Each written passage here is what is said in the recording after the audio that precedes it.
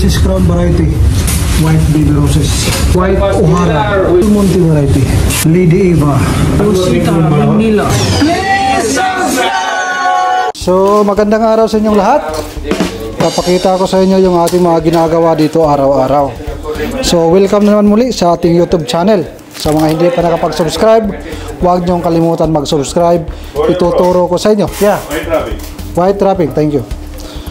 Papakita ko sa inyo at ibang uri ng bulaklak. Lahat dito ay mga imported na mga bulaklak ang iyong makikita. So, kung gusto niyo maging isang florist katulad ko, kahit ano man na natapos nyo, high school graduate ka man or hindi ka natapos ng high school, basta't marunong kang marunong ng English Carabao, pwede ka dito. Basta't meron kang konting talent at handa kang matuto. Ito ho ay napakadaling trabaho. Gagawa ka ng bulaklak, aba, kaya mong sumahod ng 1,000. Walang halong biro yan. Kung magaling kang florist, 1,000 pwede. Or mahigit pa. So ayan, ito yung ating ninarapin ngayon. Ito yung pink baby rose white triangle wrapping. So shoutout nga pala sa ating mga kababayan dyan, sa kapwa natin na flower arranger. Kaway-kaway sa inyo. Sana ay sumasahod tayo buwan-buwan. Kasi hindi lahat ng company ay nakakapagpasahod buwan-buwan. Merong iba dyan, delay ng 2 buwan, 3 buwan. So, layasan nyo na yan. Kung ikaw man ay nakakapanood ngayon, aba, kabayan, sinasabi ko sa iyo, mag-isip-isip ka. Hindi tayo itlog na mabibiyak pag umuwi tayo sa Pilipinas. Huwag mong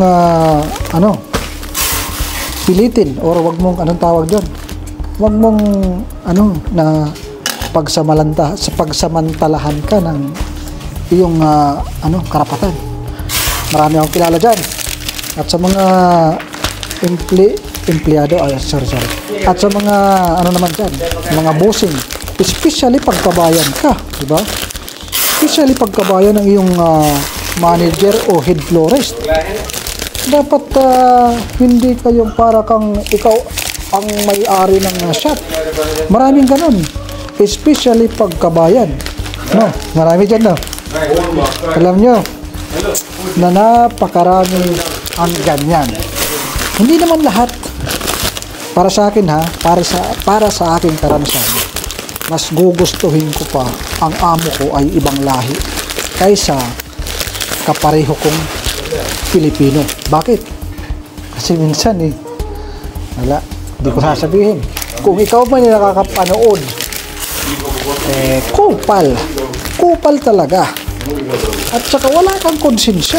Yan ang talagang katotohanan. Sa una, grabe, tinitiis ko. Pero sana ay masaya ka sa ginagawa mo.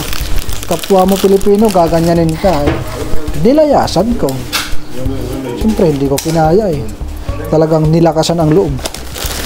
Kasi ang sabi ko sa sarili ko, hindi man ako makapasa sa ANSLA, uuwi ako sa Pilipinas. Hindi ako itlog na mabibiyak pag umuwi ako sa Pilipinas. Ganyan yung aking role sa aking pagtatrabaho dito sa abroad. Ayun, sinwerte. Nako, high blood ang kabayan natin na manager. Pasensya ka na talaga. Sinwerte. Kaya, ayun, para sa akin, mas magandang amo o manager o head florist ang ibang lahi. Pero dito sa aking trabaho ngayon, yung head florist namin, the best. Napakabait. Parang kalibil lang ang turing Pero pag hindi ko alam, may mga head florist talaga na akala mo sila ang tagapagmana ng flower shop. Pero ayun, ngayon, ito na, tapos na. Kunting kwentuhan, meron na tayong pink roses, baby roses pala, with white triangle wrapping at mayroong rope ribbon. Ito yung ating ginagawa araw-araw. Ngayon medyo tahimik. Bukas napakaraming bulaklak kasi shipment na naman. Yan lang kasimple. So, ito yung ginagawa. What is that, Arpan? Spring bell. Wrapping? Base. You show in the camera, bro. Ayan yung spring bell. Moab variety yan. 90 cm, mahaba nga yan. Kaso sayang, kasi ilalagay lang sa base. Bakit ko sinabing sayang? Puputulan kasi ng stem. Sayang yung stem, sa pang haba. Maganda yan sa bunch na ginagawa. Diba? What is this, bro? Thank you so much, bro. This is samosa triangle. Yan yung ginagawa ni paring Arpan. Yan. Imagine nyo, how many months you are here? Years? How many years you are here? 1 year? 1 year. 1 year, kaya nang gumawa yan ng 300 na rosa sa isang bouquet. 200, mga mani-mani lang yan pag mga ganyan. Pero kulang pa yan sa experience paggawa sa mga fill-in, mga arrangement, malalaki. Kulang pa sa mga event, kulang pa. Kasi ang nasanayan nila dito, kung ano lang ang nandito na ginagawa sa aming company na ito, yun lang ang kanyang kayang gawin. Pero pagdating sa mga arrangement na mga, lalo na pag mga maliliit, may mga madam na gusto 100 lang na arrangement, medyo may hirapan pa yan. Pero pag malalaki, yan. Yan si Erfan. Mr. Erfan. Yung mga galawan. Focus ko sa inyo. Okay. Yan, sayang yung stem, no? Pinutol lang. Kain muna ako sa samosa kasi gugutom ako.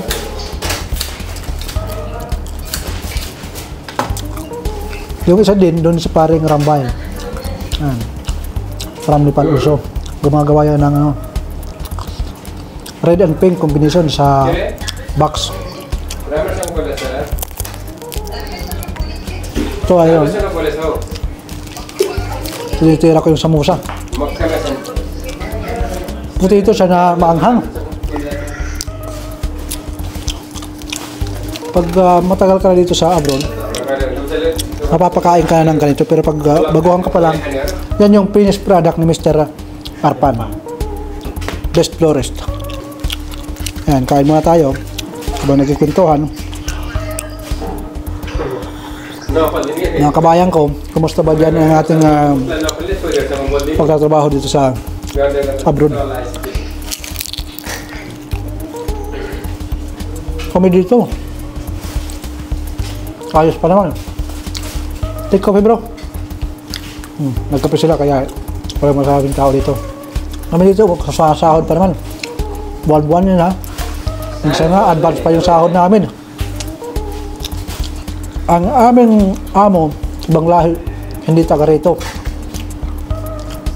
Pero panalo pag magpasahod. Sinasabi ko, mas masarap pa yung ibang lahi. Hindi naman na ibang lahi, hindi naman lahat. Sa experience ko lang yan. Iwan ko kung experience nyo, kung ano experience nyo. Kasi iba, bawat isa sa atin, mayroong kanya-kanya experience.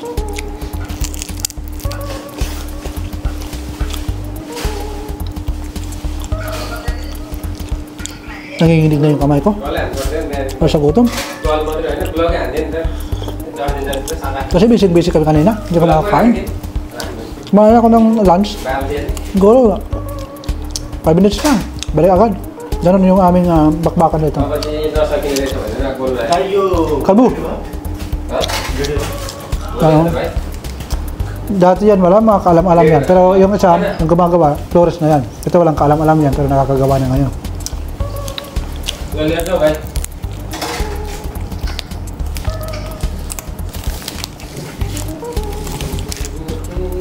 Ikot ko kayo, ha?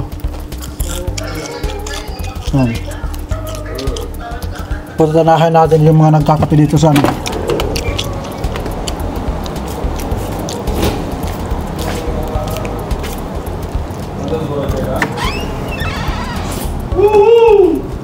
Happy birthday! Kape-kape lang, oh. Nakakapagluto kami dito, may mga rice cooker kami. Kulang na lang, dito sila tumira. Meron kapeng refrigerator, bigay ng amo namin. Meron dispenser. Oh, di pari Carpa nandun. Makain sila ng samosa with karak. Ayan sila. Ayun ang mga katrabaho. Mabait naman ating mga katrabaho dahil ano pa yan, mga bagong salang dito sa Qatar. Pero kung matatagal na yan, titigas ng ulo niyan. Ito yung kalbo. Very handsome guy, no? Have a AirPod, how much is one? 800?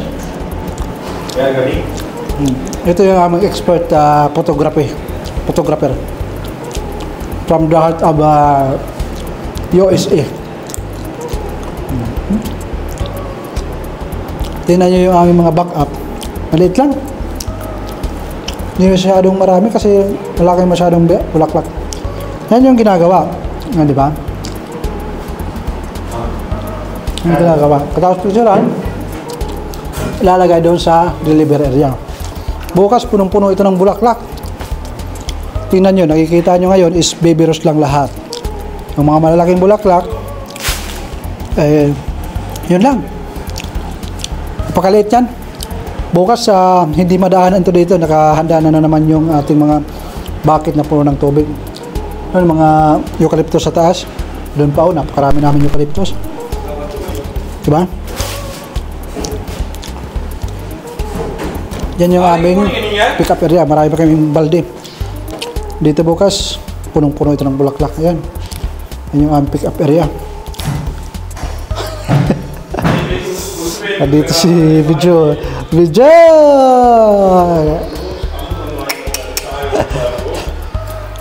Ayan lang. Patuloy ko muna yung aming pagkakape. Oh, oops. Yan mga kaibigan, kape muna tayo. Patayin ko muna.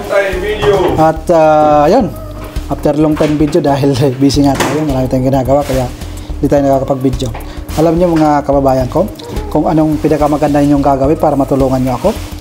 Ang gagawin niyo lang, iso-subscribe niyo lang ako. At syempre, ilalike niyo yung aking mga video. Sa ganyang paraan, malaki ang tulong para sa akin at para sa aking pamilya hanggang sa pag-uwi ko sa Pilipinas. Sabi nga ng iba, sabi ng mga karamihan, hindi forever ang abroad. Kaya yun ang katotohanan. Kaya kailangan ko yung iyong suporta para pag-uwi ko sa Pilipinas, sama-sama tayo hanggang sa paggawa natin ng for good business. So ayun lang, magandang araw and mabuhay po kayo.